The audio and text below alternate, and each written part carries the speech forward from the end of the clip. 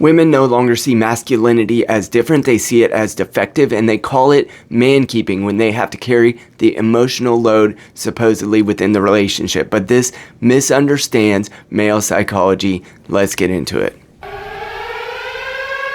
That every man tries to turn her into a maid, a mommy, and a man keeper. The first time I ever saw an article about the topic of man keeping, I already knew what it was before even reading. I already knew. Here it is, the new term. First we had weaponized incompetence, then emotional labor, then the mental load. So of course this is what we have to now call the simple act of taking care of your romantic partner. Before we go too far, my name is Casey. I have been a husband for more than a decade, a father of 4, and a concerned conservative man. And I see that men who come into my office, my practice, and that I continually see are being disabused of their masculinity because of the new expectations within relationships. If you could get behind a future of faith, fatherhood, and freedom and common sense psychology, please like on the way in. Let's get into what man-keeping is and why it's toxifying relationships.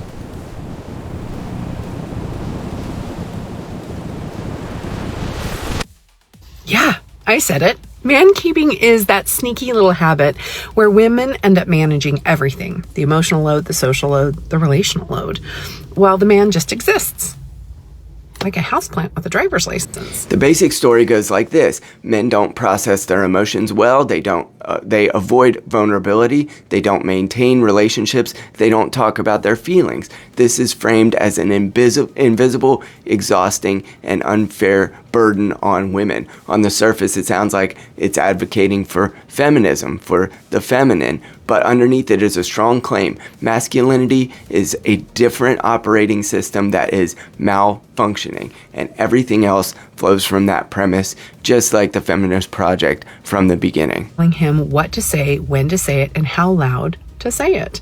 Congratulations. You're now his therapist, event planner, executive assistant, and crisis communication team, all for the low price of $0. Here's the leadership lens.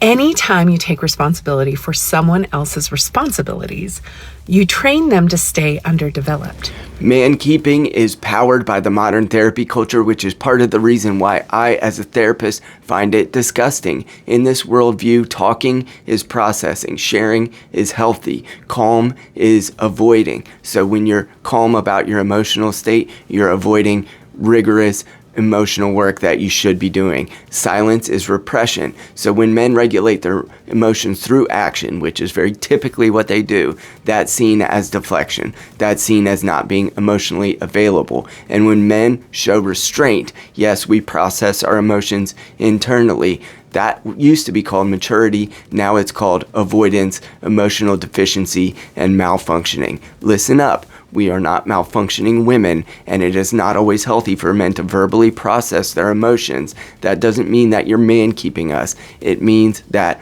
we are strong. You're not helping. You're handicapping.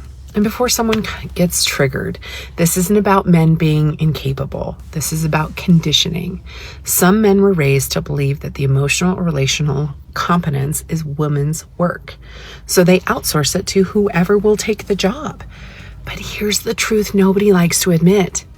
Man-keeping only works if you agree to do the work. And here's why. A lot of these man-keeping reframings just turn basic reciprocity and spousal favors into moral leverage. There's something about this verbiage that has a hint of, you owe me because I did this for you, or you're defective because you needed me to do this for you.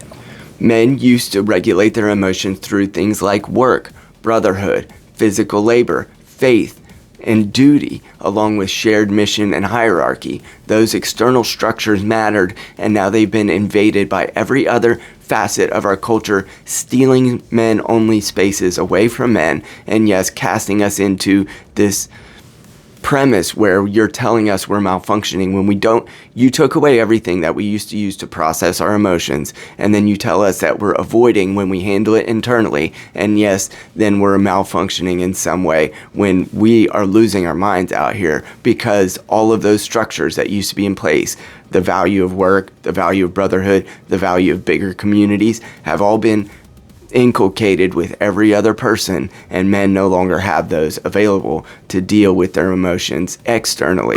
Here's what you do. 1, stop volunteering. The moment you feel yourself jumping in with a, I'll handle it, inhale, exhale, sit on your hands. 2, make the invisible load visible. Not with a fight, with facts.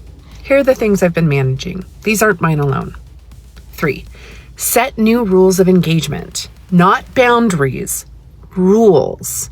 Here's what I'm responsible for. In the framing of mankeeping, marriage is no longer a partnership of responsibility. It's increasingly treated as a therapeutic project. Your spouse is expected to be your emotional regulator, your mirror, your healer, your interpreter. That is not intimacy. It is emotional outsourcing. Women feel exhausted because no one can carry the role long term. Men feel alienated because we're being asked to perform in styles that don't align with our psychology. We handle our emotions internally. We do not process emotions verbally as often, and on the bell curve, most men need to put their hands on things and act in accordance with those anxiety or those emotions that we feel. We need to act in order to be able to process those emotions. Now that will be seen as toxic in very many cases.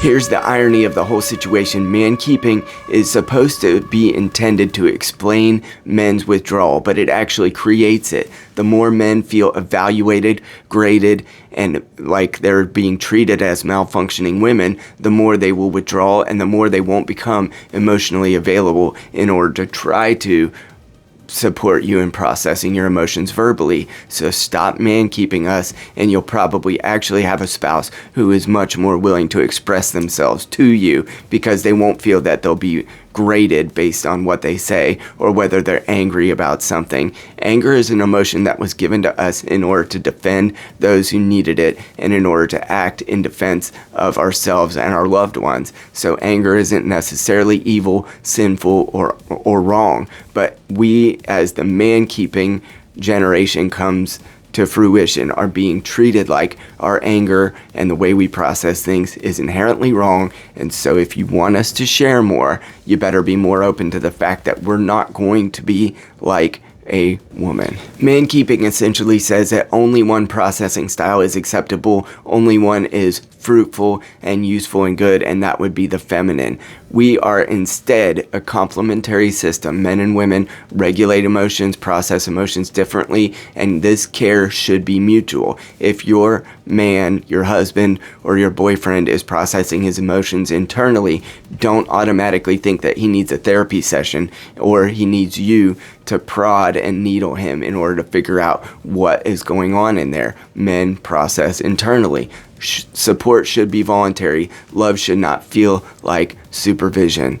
And men deserve not to be man-kept, but to have mutual respect within the relationships, even though how we deal with our emotions will look different. If you would like to process your emotions with this common sense psychologist, I would love your support. Please like, share, and subscribe on the way out. Peace.